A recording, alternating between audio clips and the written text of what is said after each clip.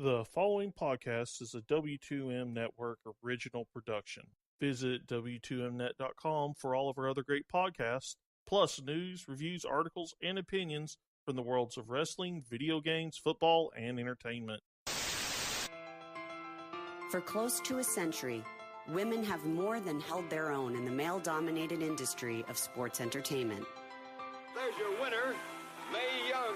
Mat Mavens like Mae Young helped shatter the proverbial glass ceiling, inspiring generations who would blaze a path. It's a blaze for sure! Taking their preternatural skills to unprecedented heights. All or nothing of the moonsault! Leading to a revolution in the women's division. What a sight!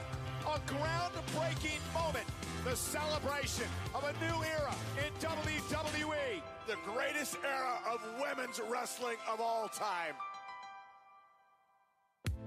Now, for the first time in history, 32 women from all over the globe take their rightful place in the spotlight, celebrating the legacies of those who have paved the way while showcasing their modern-day virtuosity. Tonight, these 32 competitors vie for all the glory, the honor, and the prestige of winning the inaugural Mae Young Classic. I am the missile! I am the fire! Love is destruction! But this war is mine! This war is mine! I am the missile! I am the fire! Love is destruction! But this war is mine! This war is mine! I am the missile! Hello, everyone, and welcome to a very special Wrestling Unwrapped to the Max. I'm your host, Paul Leazar, joined by Harry Broadhurst. Evening, Paul. And Mr. Patrick Ketza. Excuse me, that is the world famous on the WWE Network, Patrick Ketza. Thank you. Glenn beat you by like 2 months. Nobody cares anymore. Suck it, Ketza. Damn it. We are, of course, here to talk about the Mae Young Classic, which if you've listened to any of our shows for hopefully the past couple weeks or so, you've heard us plugging it at some point, and you're here because you want to hear us talk about it, or you don't know who any of these people are, and we do, or you're just bored and found us, which, thank you for listening. So, early plugs out of the way, W2M.com. Go for it. I was just about to say, and where would they be listening to us at, Paul? Good I was timing. just about to do that, yeah. So we're on W2Mnet.com. That is where you can find all of our great podcasts, such as Wrestling to the Max, Wrestling Unwrapped, where you can find these two fine gentlemen, MMA to the Max, whole bunch of other stuff, football, video games, entertainment, and then, of course, also 411mania.com puts us up there, too, because, well, they're just lovely people over there. And anywhere else podcasts can be found, we're also there. Just type in Wrestling Unwrapped, Wrestling to the Max, or Wrestling Unwrapped to the Max. You'll find one of us, or many of us, including Sean and Gary and these two rapscallions talking at you. So without further plugging, we're just going to dive into the first round here. We're going to make picks. We're going to talk about our opinions on the various wrestlers involved. Maybe who's got a shot in hell of winning the entire thing at the end. I don't know. We'll just see where the evening takes us. But we'll just start at the top of the bracket. Jazzy Gabbert, better known as Alpha Female, taking on Kimberly, now known as Abby Lath, since she signed that NXT deal. I'm really interested in this match. I guess cards on the table. I've read spoilers because I'm a terrible human being. I know you two haven't, so I will be vague with picking, and if I even make a pick. But I'm interested to hear what you guys think about this first match here. Do you want to alternate here, Patrick? You go first here, I'll go first on the next one. I mean, sure, that works for me. All right, go ahead. And Paul, yes, you are a terrible person for reading spoilers. Granted, I'm spoiled on one match because probably the biggest complaint is the fact that they taped this, 2 months ago now, almost? Yeah. I mean, I'm a huge fan of Abby Lath, have been for quite a long time. Jazzy Gabber, I mean, I know of her work, and I mean, she's probably she's definitely among probably the biggest and strongest in here. So there's really no denying her power. And I mean, if you really look at it, Gabbard has almost every advantage in the book in this match. I almost feel sorry for Abby for having this draw. So picking Jazzy or? I was going to wait for Harry, but I mean, yeah, unfortunately, I think, sorry, Abby, but I think I got to go with Jazzy in this one.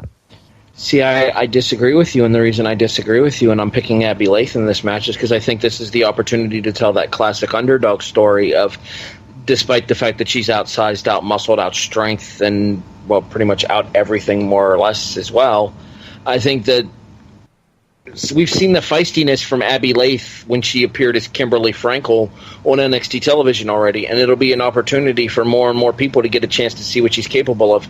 Not to mention, this is a woman who has a history of being in the ring with men. Let's not forget that Princess Kimberly is a former Shakara Grand Champion, so it's not exactly like she doesn't have experience being in the ring with competitors bigger than her. If I'm not mistaken, she beat Hala Wicked for that title, who is about 3 inches taller than Jazzy Gabbard is. I believe she cashed in her championship opportunity in that matchup, if I remember correctly, which was brief, but I believe they had a rematch later, which she won as well. And she also, let's not forget, she made headlines too and beyond whenever Chris Dickinson very much towed the line on abuse against her body. So I'm 90% sure that classified as domestic violence. Yeah, I would not be shocked. and make no mistake, Harry, I'm not saying there's not going to be an underdog story. I just don't think it's this one. Kimberly, Abby Lath, whatever you want to call her, very dangerous wrestler. She's terrific all around, maybe one of the best in the world. I'm a huge fan of her work. I've got to see her wrestle in person. I've got to see her wrestle across various different amounts of promotions, all that good stuff. I think she stands more of a chance here than people might think just looking at it on paper. Obviously, Jazzy, she's got MMA background. She's had a cup of coffee in TNA. She's another world traveler in this tournament, which there are aplenty. And I'm just, she might be the baddest bitch on the block since Jazz, if you ask me. Legitimately one of the toughest people in this tournament too. I'm just looking forward to watching these two slug it out. I think these two can have some wonderful striking exchanges. Not to mention my big thing too, as far as Jazzy Gabbard goes, and I understand the desire to get multiple countries represented here. But I think if you were going to go with the big girl story here, like the tall girl story to tell here, there are two different people, one who's in the tournament and one who's not, with which you can tell this story. The one that's in the tournament, we'll talk about her a little bit later, is Sage Beckett. And then the one who's not in the tournament, who has gotten herself back into phenomenal shape once again, is Jessica Havoc. I'm a huge J-Hav fan. I know a lot of people may not have looked kindly upon her for her TNA run, and honestly, it'd be hard, I think, to sort of go against your opinion there. She didn't have the greatest run there. I think that was possible. But her work in WSU up in New Jersey was just phenomenal. So I love J-Hav personally. And as you said, we'll talk about Sage when we get there. But if we got nothing else... Oh, go ahead, Patrick. Well, just real quick, I'm going to withhold any and all discussions on this part only because of reasons that Harry knows. Specifically being that Jessica will kill him. Bingo. And I'm very good friends with her. And if she doesn't, her boyfriend will. Yes. Exactly. Very true. Very, very true. So the winner of that particular match will face off the winner of the match between Rachel Evers, better known as Rachel Ellering, who has, I think, come a long way in her career, has made waves no matter where she's gone, Wrestle Circus. She's had some stints in the Women of Honor stuff for Ring of Honor. Been all over the States for sure. I'm not dead sure about her overseas experience, though. She's going up against Marty Bell, Dominican Republican representative, I believe, and then also, of course, formerly of the Dollhouse fame from TNA. I've never been a big Marty fan personally, but, Harry, how do you see this one breaking down? Likewise, Marty's never really done much of anything for me. It's nice to see an Ohio girl getting an opportunity because Marty is from the Dominican Republic, but by way of Ohio as well. Mm-hmm. A lot of her work has come out of here, out of the state of Ohio, which is where I'm located, for those of you that don't know. So it's nice to see somebody like her getting an opportunity here, but I actually feel like Marty's going to pick up a victory here because I feel like it's going to end up being her and Abby, since Marty was one of the women that was featured on tonight's Bracketology special with a sit-down interview. At the same time, though, I don't feel like every person who is featured tonight has to win. Actually, much like the last match, going with the opposite of you. And I'm actually going to take Rachel Evers, Ellering, whatever you want to call her. Even with the fact that, yes, she is technically a second-generation star, her father being, the of the AOP Paul Ellering, but I think she's done wonders for trying to make her own legacy in wrestling. And actually here in Chicago, fans would know her. She's the Resistance Pro Women's Champion, along with, as Paul mentioned, being the first Lady of the Ring champion down at Texas. Mm-hmm. But I think Evers has more here than Marty does. And I think Evers kind of maybe has a bit more of a future with the WWE than Marty does. So I think in this case, I'm going to take Evers so that it's Gabbard and Evers in the second round. And truth be told, I would be looking forward to that as one hell of a strike match, even over Abby versus Jazzy Gabbard in the first round, even though that'll be an awesome match. Mm-hmm. I'm actually going to agree with you on one thing that you just said there, Patrick. I will agree with the fact that I do believe that long-term prospects going forward, even after the NYC, I definitely think that Rachel Evers / Ellering, whatever name you want to use for her, she definitely has more of a prospective WWE future than does Marty Bell, in my opinion, as well. Yeah, I think as you guys said, if Rachel Evers isn't on the WWE shortlist on the to-be-signed list, then they're crazy. She's got a great future ahead of her for sure. Marty Bell, I mean, she's fine in the ring. Her upside is definitely more on portraying characters and promos and the like. But, I mean, as far as maybe an NXT deal goes for her or something like that, I don't know. I know she's been around for a while, too. She had a long stint in OVW, if I remember correctly, before all the TNA stuff came about. So she's just not one. I mean, if I hadn't read spoilers, I would be picking Rachel Evers for sure, just because, one, she does have the pedigree, and two, she's got to be on that short list for sure. And I'm just not a big Marty Bell fan personally, so. So the next set of matches, we have Princesa Suget from CMLL and Mexico and all that great stuff. Longtime veteran of the sport. I don't know how often she's been out of Mexico, unfortunately. Whereas her opponent, Kaylee Ray, who I have a lot of familiarity with, obviously Shimmer, and she's another world traveler. Lots of Stardom tours, which I also am a big fan of, and she's great. I love her. High flying, in your face, lots of attitude. Very tall too for a woman. What, about 10'9"? Yeah, something like that. She's also 3/4 leg, which is also nice too. But Patrick, what are your thoughts? Can't believe you just made that tall joke. She always looks taller than everybody else she's in the ring with. True. Only modern Shimmer fans are going to get that, me mentioning the height. So we talked about a little bit of an underdog story, earlier, and you said that, Harry, you said that you were going to give it to Leif. I'm giving it to Kaylee Ray. And I mean absolutely no disrespect to Princesa. I could have sworn I heard Lita calling her Suhei. So that's what I believe Lita said Suhei as well. Yeah, so that's what I'm going to go with for now until I'm told differently, and I'm sure once I'm going to be told differently. Kaylee Ray, I think, is another one that might be on the WWE but even besides that,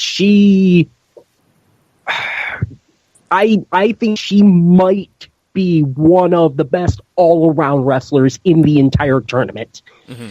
And while, yes, she is on the smaller side, but having seen her at Shimmer, this past July, she and Mia Yim tore the house down, obviously in a high-flying affair, but she can go to the ground and grapple. She can be a technical wrestler. I've seen her wrestle just about any kind of match you would want from an all-around wrestler.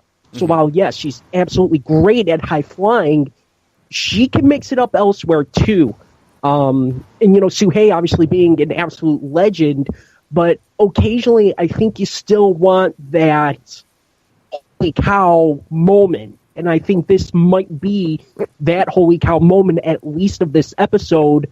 And I'm giving it Kaylee Ray to pull off the upset. Patrick, you and I talked about this when the competitor reveal first came on. I instantly became almost infatuated with Kaylee Ray. It was my first time seeing her. I'm a little bit behind on Shimmer. She has not yet debuted in Shimmer. I had no familiarity with her. Her look and her voice, just whatever it was about her, did it for me. I look forward to seeing a lot more of her in this tournament. Unfortunately, she's facing a Mexican legend in Princesa Suhei.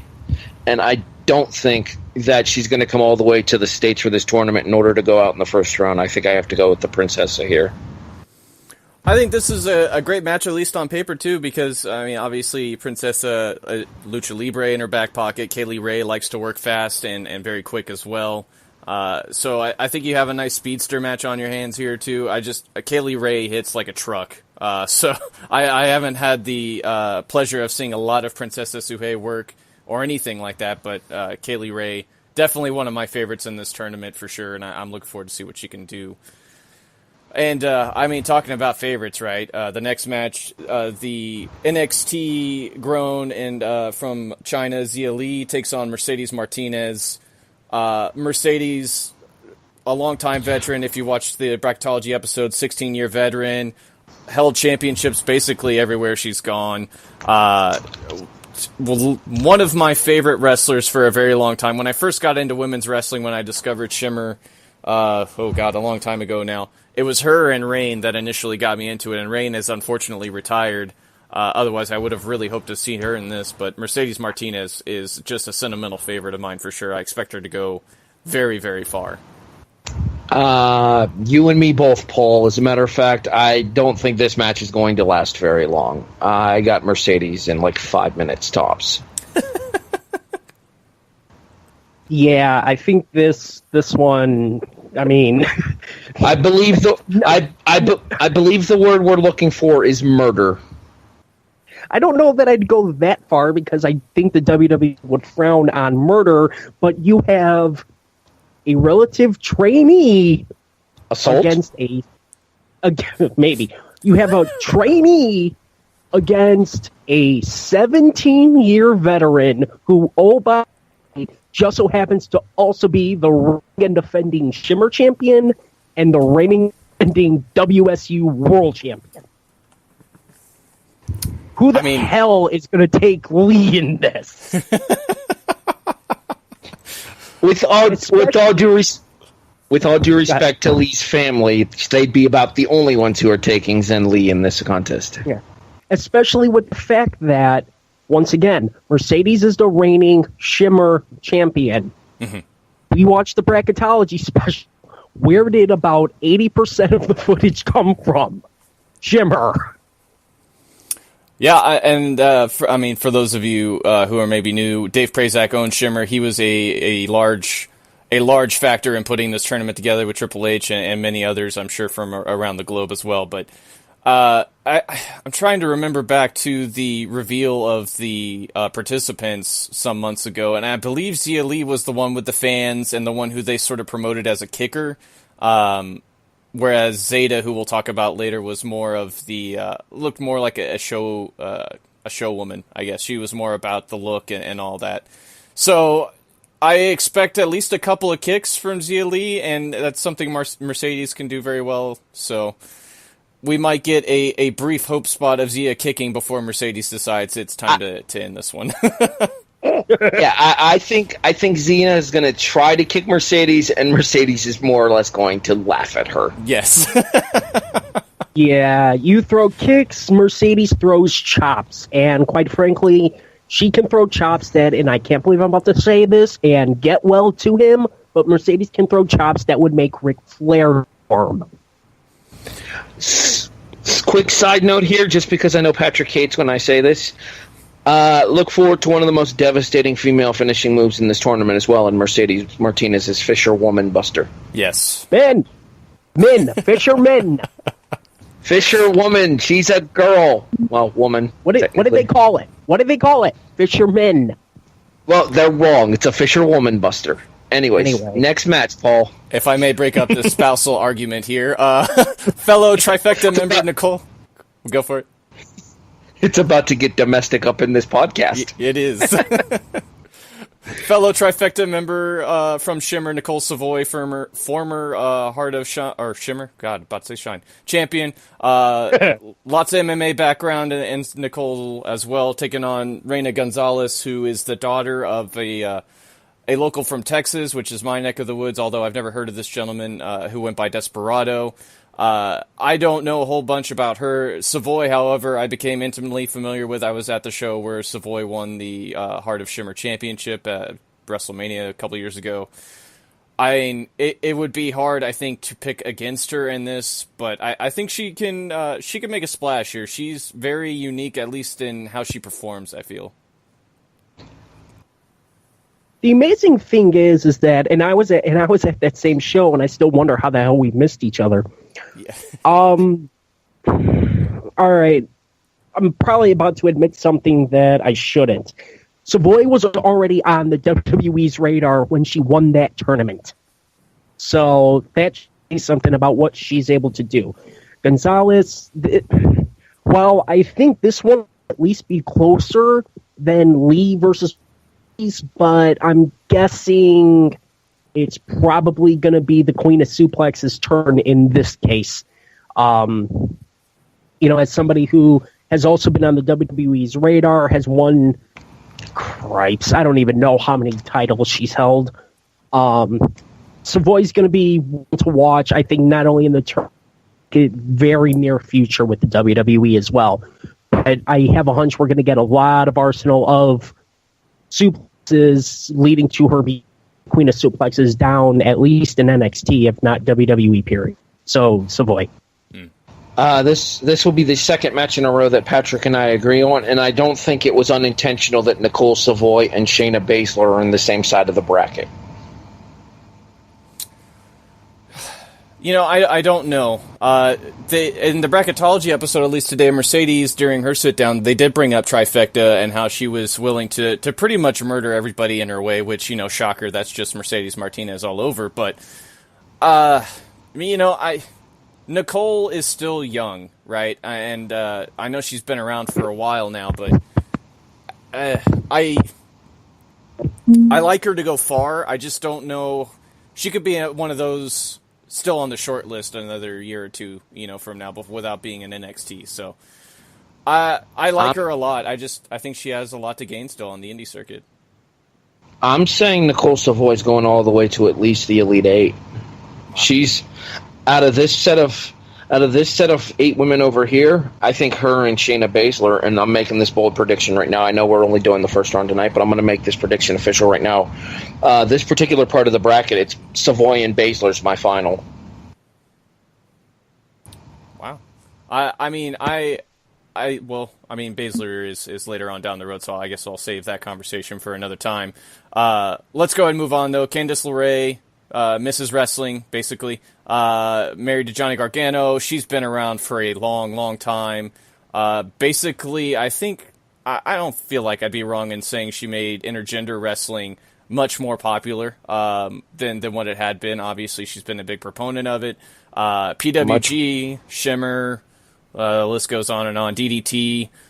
She's taking AIW. AIW. She's taking on Renee Michelle, who is another NXT product, if I remember correctly. Renee Michelle is actually a former guest star on the Greg DeMarco show. So I have a little bit of knowledge in regards to Renee Michelle, but I don't think there's any question that this... I'm kidding, funny. Greg. Don't kill me. YesWrestling.com. I think there's no doubt in my mind that Candice Wrestling is winning this match. Yeah. I mean, I think Candice, you talk about underdog story, that's Candice LeRae's bread and butter, if you ask me. My first experience with her, at least in going way back, was PWG when she was running around with Human Tornado still, and she was a big fixture in that feud with Chris Hero, and that was based entirely around Candice almost, that led to her competing for a very long time with that company. So I'm a huge fan of Candice. I think she's terrific.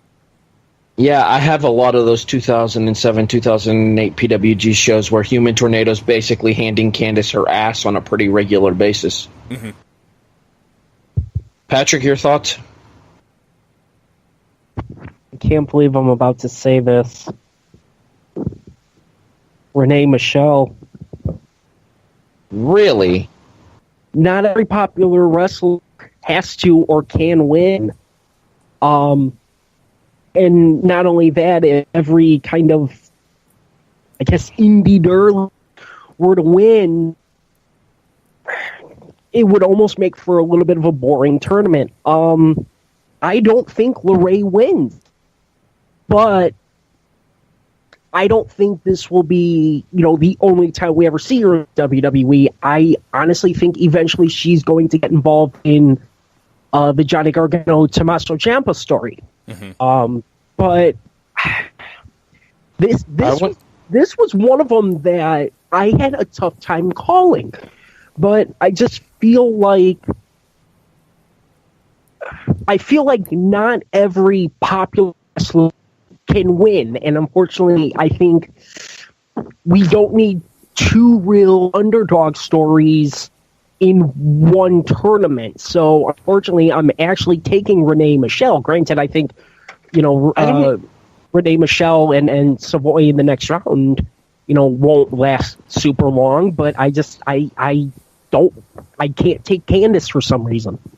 I don't think that this is going to be considered I don't think this would be considered a surprise to many people if Candice wins. I think Candice's relationship status is pretty common knowledge in the world of professional wrestling, and especially to the people that are going to be watching this tournament, specifically the fact that she is married to Johnny Gargano, as Paul mentioned earlier. I think we are going to see Candice on NXT television sooner rather than later. I would not be surprised to see her get involved if the feud between Gargano and Andrade Cien Almas continues to kind of counterbalance Zelina Vega. That would the former Thea. Yeah, the former quick. Thea Trinidad. Yeah, right. I think that'd be interesting. I definitely think Candice is going to get signed, maybe before the year is up, and not only just because she did a Battle Royal appearance, but I mean at least Twitter wise, and maybe this is just her commitment to the business too. But I mean she played right along with all the Tommaso Johnny Gargano drama falling out of NXT Takeover. Where the big turn happened, and I think she's continually been around NXT for a while now, at least as far as what's going on with Johnny and everything else. So I'm thanks for the picture, Patrick.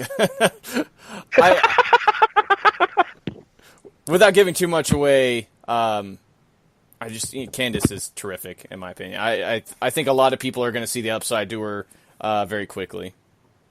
Not to mention, I'm wrong. I mean, I won't deny that, but it's just something about this particular match that I just can't take Candice. I'm wrong.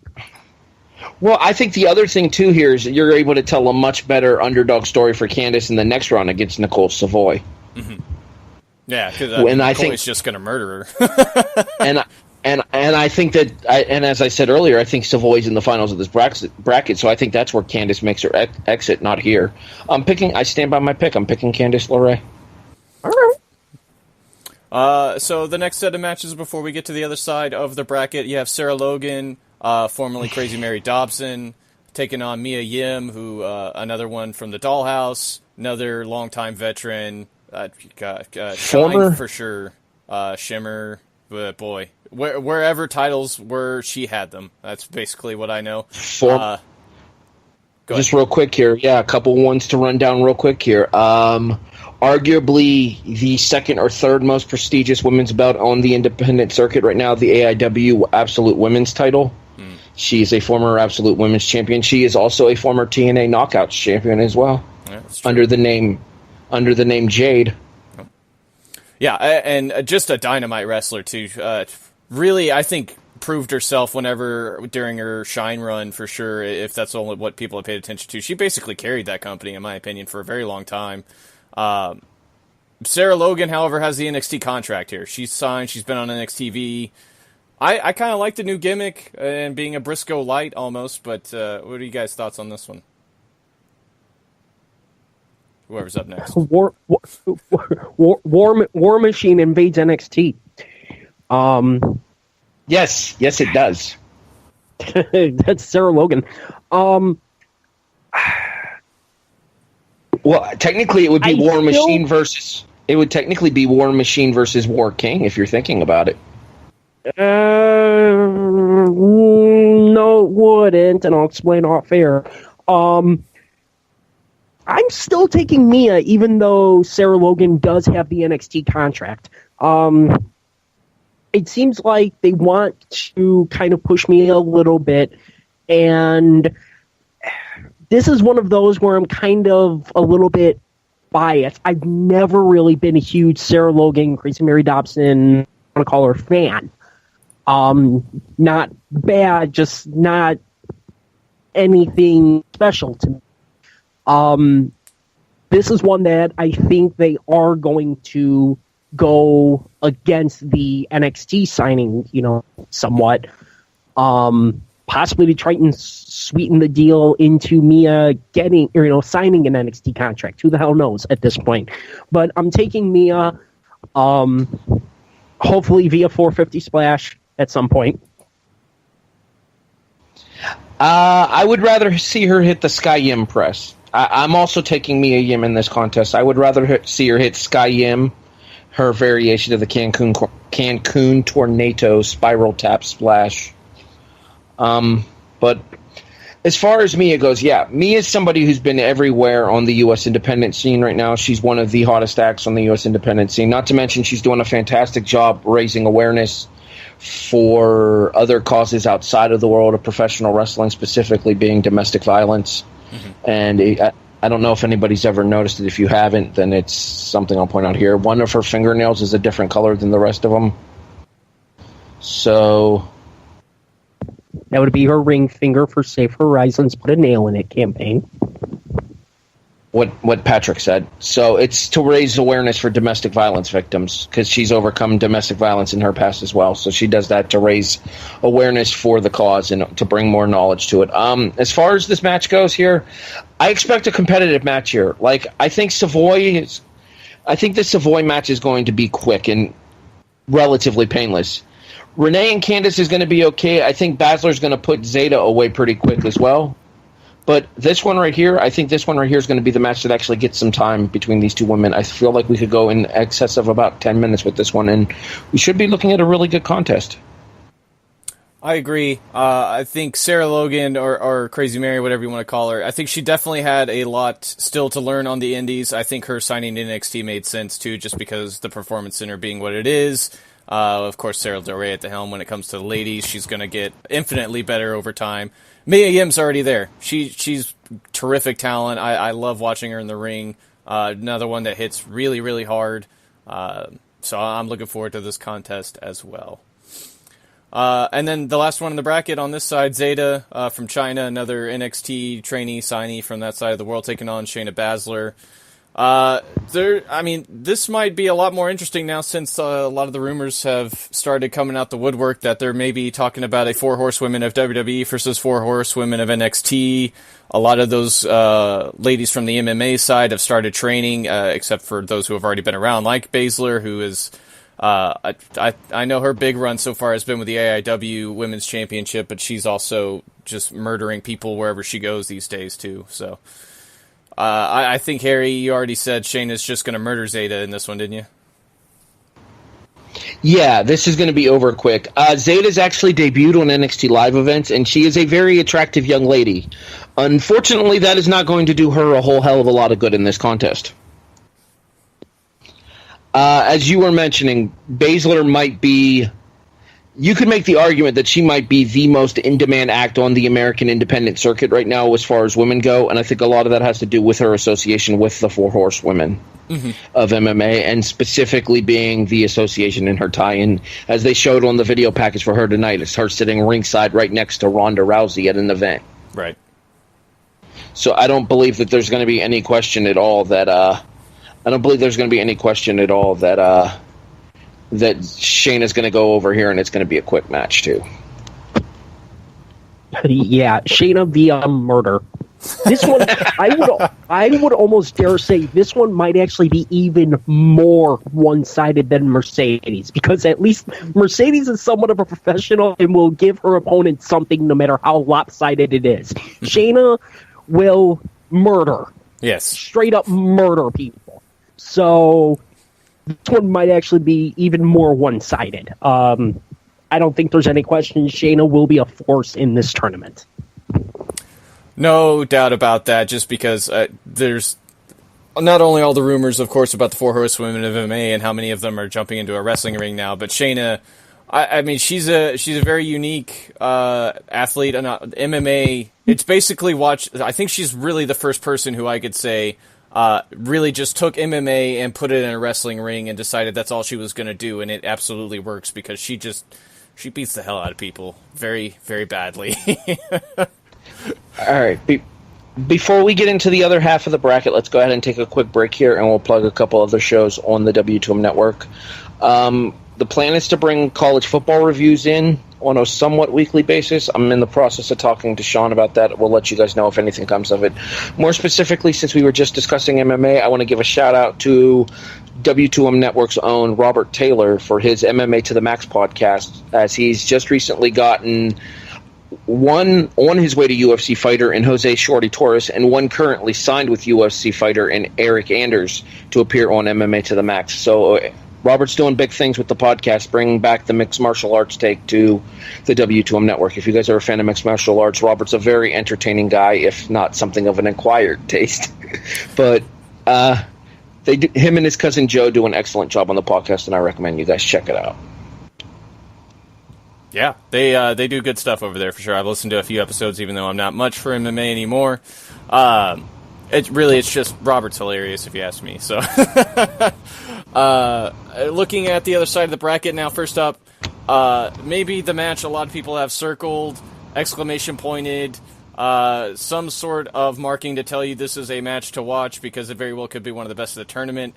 Kairi Sane, formerly known as Kairi Hojo of Stardom fame, taking on Tessa Blanchard, who honestly, I mean, I don't know if I should really intro them because they're super duper famous if you follow the scene, but Tessa, obviously, Magnum TA is her stepfather, Tully Blanchard's her real dad, wrestling's in her blood. She's been phenomenal in everything I've ever seen of her.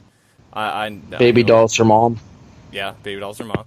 Kairi Sane, Stardom, really was the number 2 there behind Io Shirai, and that whole deal fell apart, so it looks like, I don't want to say smooth sailing, but Kairi certainly does have her own niche to fulfill in this tournament. One of the most beautiful diving elbow drops I've ever seen in my lifetime. So, I have super high expectations for this one. I know a lot of people have Kairi Sane already making it to the finals, just in talking to people. I'll go first on this side of the bracket, Patrick, since you went first on the left side of the bracket. All right. I absolutely hate this draw for a first-round contest. Hate it, hate it, hate it, hate it. I am a huge fan of Tessa Blanchard, and I have heard nothing but good things about Kairi Sane. I want more than one match from at least one of these women in this tournament, and I feel like it's a disservice to both of these women that we're only going to get to see one of them once. And unfortunately, I think the one that we only get to see once is going to be Tessa Blanchard, because I don't think there's any question, like Paul said, that Kairi Sane, ni Hojo, is probably the favorite to win this thing. Mm-hmm. Patrick? Oh, okay, sorry. I mean, yeah, Kairi Sane's, the overwhelming overall favorite, I think, by most people.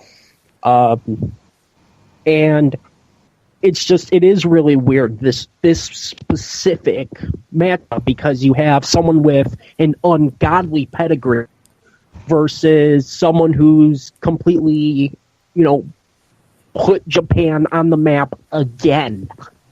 So this is a terrible for this side of the bracket. However, I'm going to withhold my choice here, only because this is the single match that I was spoiled on. So I'm going to withdraw a choice here. I think that's fair. There was a lot of video going around from the finish of this match on social media and all that. This is just going to be awesome. If we're going to try to make a comparison here to the Cruiserweight Classic, I certainly think Gargano and Ciampa was a match like this where people were upset that it happened so quickly. Although it made sense because they had a big story going on in NXT at the time. But this, I think it's much of the same idea. They want to give you that one match that has two big names that they know everybody, at least in the crowd, is going to be super familiar with and is expecting big things from. And a big one, I think, maybe to close out tapings or however, all that went down, because I don't remember the order from the tapings. But I would be absolutely shocked if this wasn't the last match taped. Yeah, I would be as well. So I think that's the whole purpose here, though, is give you a main event for at least the live crowd to go out happy on, and something you knew was going to be tremendous. So the winner of that one's going to face the winner of Sage Beckett taking on Bianca Belair. Bianca won her spot on NXT. She's another NXT trainee, pretty much from the ground up to cheerleader, I believe, formerly, and all this other stuff. Tennessee volunteer, if I remember correctly. Ooh. Sage Beckett, if I'm remembering correctly, is the former Andrea from Shine, and I am remembering correctly, so go memory. She's great. She took a long hiatus from wrestling. She's back. She lost some weight. Looks to be in the best shape of her life, honestly. Some weight is a drastic understatement. You're up first on this one, Patrick. What you got? Thank God Belair won a match to get into the tournament, because most likely it's going to be the only thing she gets. I think Sage Beckett ends up just overpowering her, and this is going to be a little bit of a rude comment, but I hope it goes a hell of a lot smoother than Sage Beckett in TNA did. Mm. Yeah, I was just about to make that reference myself. For those of you who don't know, the previously incarnation of Sage Beckett before Andrea was Rosie Love in TNA, and this is where my prior comment about saying she lost a little bit of weight is a drastic understatement. She dropped about 120 pounds from when she was in TNA, and when she more or less ended the wrestling career of Daphne there. Everything I've heard about her since, I can't say that I've seen a lot of her work in Shine, because I don't watch a whole lot of Shine, at least mostly because somebody needs to tell Sal to release some DVDs. But Sal who? We don't talk about Sal in this case because, well, Sal's not the partner here. Well, yeah. Anyway, moving on. Back to what I was saying. Everything I've heard said she has progressed insanely well ever since her time inside of TNA, once she started working with Shine, once she started working on various other American independent scenes. And I don't feel bad giving her the win over NXT talent Bianca Belair here, because if I'm not mistaken, correct me if I'm wrong here, Patrick, you would know this better than I, was not Sage Beckett just recently signed to an NXT developmental deal as well? She was. I believe she signed at the exact same time that Abby Leif, like a whole bunch of them signed all at once. Mm-hmm. Abby, Ruby Riott, I believe, was in that same group as well. And Nick as well, who would have been in the tournament had she not gotten injured shortly before. I believe her match is up next on the bracket, actually, if I'm not mistaken. No, she would have had Rhea Ripley, who she was replaced by Miranda Salinas. That's what I meant.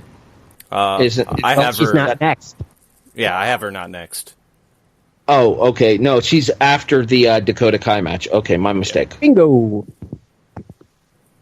Well, that part of the bracket, though, this would be her 4-pack on the bracket, is what I meant. Okay. All right. Carry on, Paul. If I remember correctly, too, when Andrea and Tessa just recently as Shimmer Tag Team Champions? That would be Vanessa Craven and Tessa Blanchard, and they still heavy. are. My bad. Hey! Vanessa Craven is not heavy. Look at the bright side here, Patrick. Now Vanessa Craven's going to want to kill Paul instead of you. Fair trade. She's got a long way to go. I forgot what I was going to say, so we'll just move on. Dakota Kai, formerly known as Evie. Absolutely wonderful talent. Another sentimental favorite of I, taking on another NXT developmental from the ground up project, and India's Kavita Devi, who I assume probably had some experience with the Great Khali's gym, because that's how most of these Indian stars are getting over here nowadays. This screams showcase for Dakota Kai, if you ask me. Yeah, 4 words you don't want to use in professional wrestling. Trained by Great Khali. 4 more words you don't want to hear. Going against Dakota Kai. Yes. Yeah, I don't think there's any question that the former Evie is going to handle this one pretty easily and move on into the next round. So, not to mention, she got a full-on focus on tonight's Bracketology special. She got a sit-down interview as well, and Alita seemed to be especially infatuated with her. Plus, her personality is just so bubbly and so she's so personable that you can't help but like her. Too true. Yeah, this is going to be one of those that this will probably be a showcase for Dakota going into this. So I have almost no fear in this one going to Dakota. Not nearly as brutal as what we expect Mercedes and ZLE to be, or even Zeta and Baszler, but yeah, along those same lines. I'd say inside of 5 minutes. Yeah, for sure. I mean, Kai really just needs to kick you a couple times before you don't want to get up off the mat anymore. So, you're right. I mean, she got a ton of focus on the Bracketology episode tonight. She really seems like somebody that WWE has a lot of high hopes for. Not only because they mentioned on the Bracketology episode this evening that she's been on their to-watch list since like 2014, but I mean, you JR. Go ahead. I was just going to say, JR actually said that himself when they did the bracket, when they did the women reveal. He said that this young lady's been on the WWE's radar since 2014. No less of a source than JR himself said it. Yeah, so I'd forgotten about that, but I mean, she's just tremendous. I can't wait to see what she does here. I can't wait to see what she does in NXT because she has signed a contract. That's why she has the nice WWE-ified name here, and I just really expect big things for her going forward. And she will face, well, I would assume she would face, we obviously don't know yet, but Rhea Ripley taking on Miranda Salinas. Ripley, a very young, even though very experienced competitor from Australia. Miranda Salinas, I believe, comes from Booker T's school, if I'm remembering correctly. Yes, I believe you would be correct. Yeah, that's what Corey Graves said. Patrick, correct me if I'm wrong. Rhea, is this who I think it is? You're going to have to be more specific on who the hell you think it is. Really? Rhea O'Reilly. No, God, no. Wrong country, wrong continent. I thought it was Australia. Okay, my bad. Yeah, Rhea O'Reilly's from Ireland. Oh. Well, that would make sense, O'Reilly. All right, Irish? I'll shut up now. Go ahead, Patrick. This. Wow. Yeah, this. Jesus. Oh, do you know they like to WWE up names? I didn't know. I know, but damn. Compose yourself, Mark. Who was on the network tonight? Not you. That's why I'm saying Mark. Now answer the damn question. What are your thoughts on this contest? I think the oceanic takeover kind of continues here. Kai in the previous match, plus you'll Billie Kay and Peyton Royce already in the WWE, and I think Rhea Ripley ends up picking up the win here. Not to say that, this won't be a very good match between the two of them. I just think Ripley is going to be the one to pull the win out here. And I'll just go out on a limb and say, I think, Dakota Kai is probably going to go deep, talking Elite Eight for the quote-unquote big dog for certain fans of her. But I do think Rhea picks up the victory here. I think it'll be a very good match, though. Can I just say how tremendously disappointed I am that we're not getting the opportunity to see Nixon Newell here? You absolutely can. Nixon Newell is fantastic. Me and Patrick just did a Progress Wrestling show a couple of weeks ago on Wrestling Unwrapped. You can find it in the W2Mnet archives, and we'll have the written review for it sometime in 2018. Sorry, 2019. Very well, Patrick. But, yeah, she was clearly one of the most impressive things on that entire Progress show to me, was seeing the birth of Nixon Newell. And then obviously she's made her name for herself over here in the States. And I feel like it's unfortunate for Miranda to have to step in and fill those shoes there, because people are going to know what Nixon Newell is capable of, and then she's going to have to live up to that standard, in addition to having this particular match with Rhea Ripley. I don't think there's any question that Rhea Ripley goes over here, but as Patrick said, I also feel like we're going to see a very deep run in this tournament for Dakota Kai, so realistically speaking, the winner of this match is kind of inconsequential when it comes to the next round. I think that's fair. Rhea Ripley also has a deal, which, she's signed with NXT and all that good stuff, too. So, I just, so far, youth on the women's side of the division hasn't gone well, if we're talking just about the whole Paige situation in general. And I know a lot of people kept debating about maturity and all that and that. And I haven't seen a lot of her work, unfortunately, so. Yeah, but the one thing to consider here is you mentioned the youth that is on her side here. She is only 22, so if she has a decent head on her shoulders, the sky's the limit for this girl, apparently. Yeah, apparently so. Were you trying to say something, Patrick? Oh, no, I was nothing. Okay. So the next part of the bracket, we have Serena Deeb, who I'm sure most people listening or any fans of WWE out there are super familiar with, former Straight Edge Society member, long time in FCW and OVW and all that good stuff, which they went over on the Bracketology episode, but she had a great run in Shimmer many years ago now, as well as basically... Many. Yes, many. Before even I started going there. And she's been around the business for a long time, too. She's a terrific wrestler, too. She had stints in Japan as well. Vanessa Bourne, another one who's trained by some ex-WWE guys, Gangrel and Rikishi, I believe, are on that list, as well as now the Performance Center. She has signed a deal and all that good stuff. I like Deeb's story in this, just like Brian Kendrick's in the CWC, where it's the old WWE vet coming back in to try to prove herself one more time. Yeah, and I don't think there's any question here that for as much as the WWE may feel they have in Vanessa Bourne, the former Danielle Camella, who, as you mentioned, trained by Rikishi and Gangrel, in addition to having worked down at the NXT Performance Center, where she has appeared on WWE television. She was another one who won a qualifier to get into this tournament. Mm-hmm. For as much as they may be pleased with the way that Danielle Camella, Vanessa Bourne, whatever you want to call her, is coming along, I think that like you were saying there, Paul, this is absolutely the Brian Kendrick story of this particular tournament, of the redemption, the return of the old guard, trying to see if she, in this instance, can still hang with the more younger, the more modern generation of athletes in the women's division. I think Serena picks up the win here because she's very devious, and then we'll see what she ends up doing going forward. Oh, God. Boo! Thank you, Patrick. By the way, how freaking awkward was it to see CM Punk on a WWE screen again? I was going to bring that up.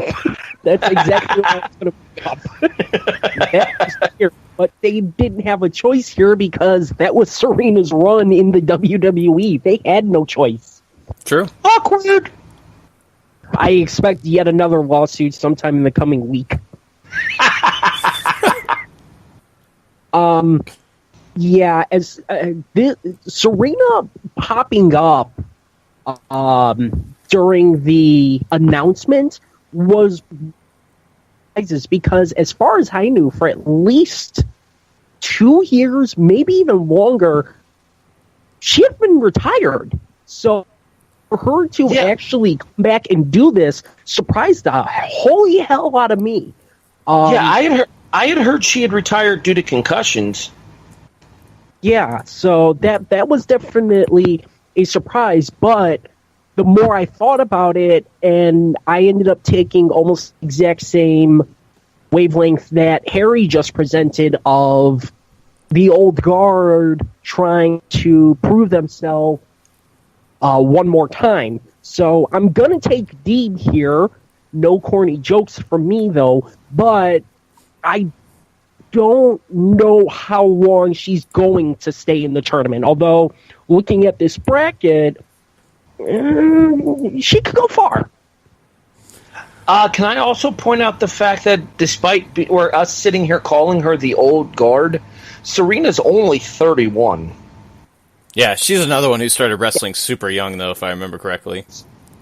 And Lita very specifically went into details on tonight's Bracketology special to give everybody the information as far as Serena's background, where Serena would drive for hours to go to Lita's meet and greets and stuff and ask her for information and ideas on how to break into the business. And Lita more or less told her to go kick in the door down at OVW until they either told you to leave or gave you a chance. Mm-hmm.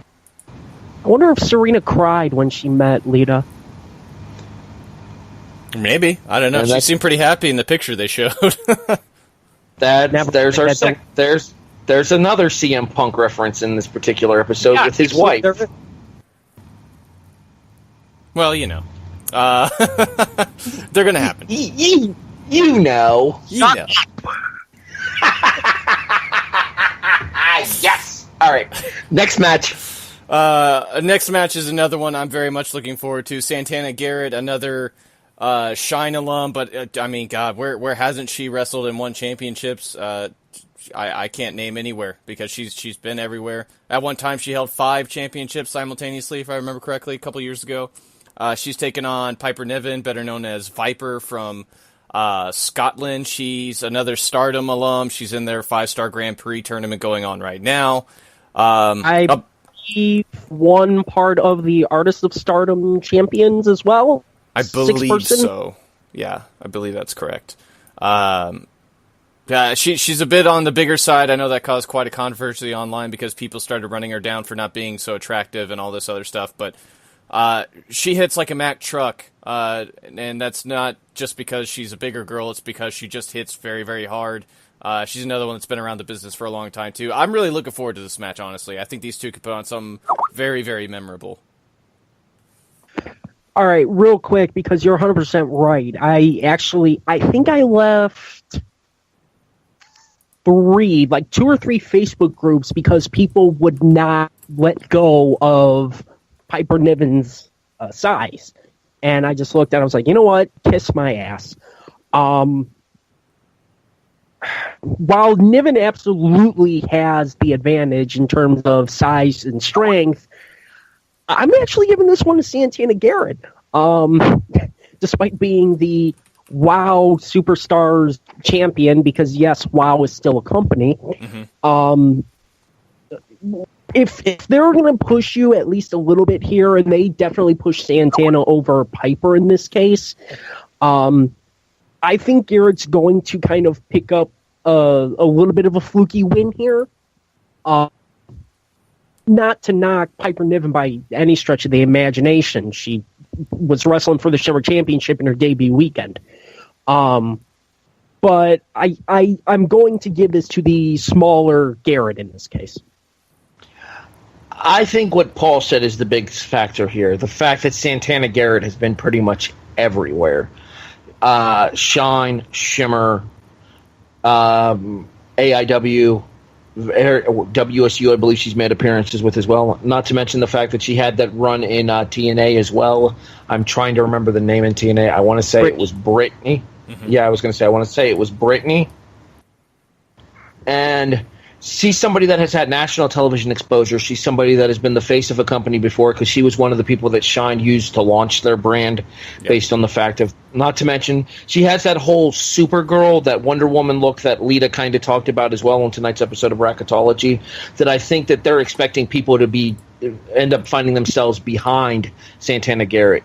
That being said, I like Piper Niven's look. I like the fact that they're not all plastic cookie-cutter Barbie doll types in this tournament here, because I feel like you get a good cross-representation of all types and shapes and sizes that it takes to make up a women's division by having somebody like Piper Niven in this tournament. And if you don't feel that way, Kevin Dunn, you can politely go screw yourself. It was not just Kevin Dunn and his Bucky Beaver teeth. I specifically remember hearing talk about the fact that Dunn was one of the ones that was questioning why some of these girls were at this taping. I believe I remember reading that as well. And I completely agree with you. I really, like, the international feel is here. There's all shapes and sizes. I think there's a fair representation here, and if you just can't get behind that, then you belong in a long time ago. I guess different strokes for different folks. There's a good portion of the male population that's into bigger women too. That's true. That's very true. And Piper is beautiful too. I think she's very pretty as well. So let's talk about the next match though. Lacey Evans taking on Tanera Conti, who is from Brazil and somebody I am not at all familiar with. I believe she's another ground up NXT Performance Center project. Lacey Evans, they've made a huge to-do about her. She's been on NXT television kind of often. I think she's had about 5 matches on there.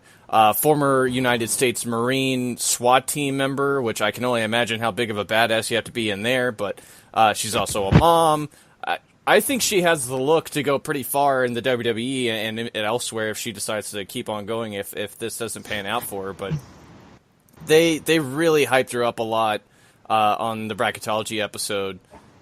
I'm sure they want her to do big things. And we heard absolutely nothing about Tanera Conti except for the fact that she's in the tournament courtesy of Charlie Caruso from the Command Center. Lacey Evans wins.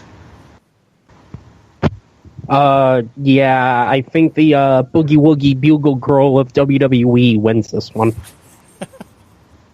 Well done, Patrick. What? No, that's a great nickname. That's legit what they brought her out as on an episode of NXT a while back, if I'm not mistaken. Damn right. That's why I made that reference, because that's exactly what she came out as. I get that they were trying to play up the Marines, a little bit, but she looked like something out of the 1930s. So she did. She really, really did look like something that Thunder Kitty would have worn to the ring. Yeah. Anyway, would you prefer? Would you prefer? Go ahead. Would you prefer a Reina Von Tosh reference? Kitty, it is. In this case, yeah, I'm going to take Lacey Evans here.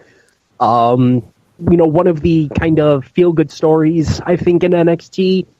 And I think she's probably a hell set up in this one than Tanera Conti.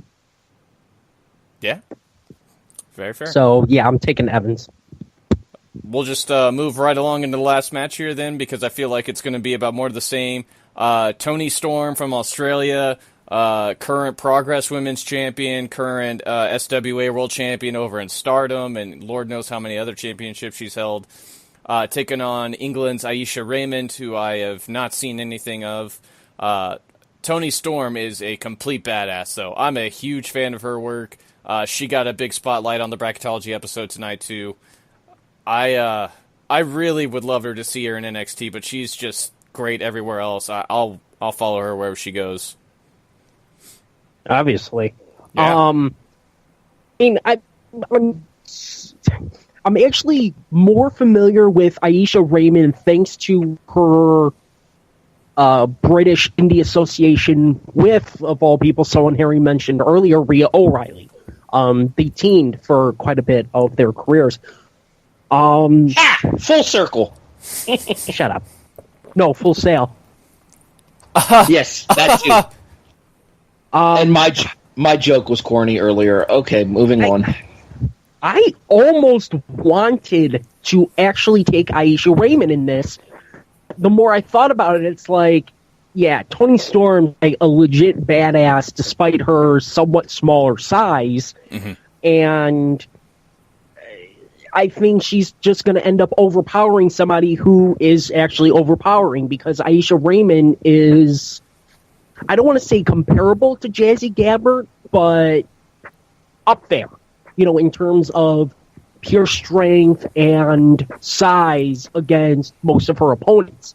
But I do think Toni Storm's going to end up picking up the victory here, if nothing else, to also give, a little bit of a push for progress, which WWE has been, at least the NXT side, with the UKT and the championship and everything. So I think this will just be a little bit more of a shot at progress, and now not only are they going to push guys of progress, now you're going to see somewhat of the women of progress, because Kaylee Ray, I believe Piper Niven's also been there a couple of times. So I think, and then Nixon Newell, who was supposed to be in the tournament, all progress.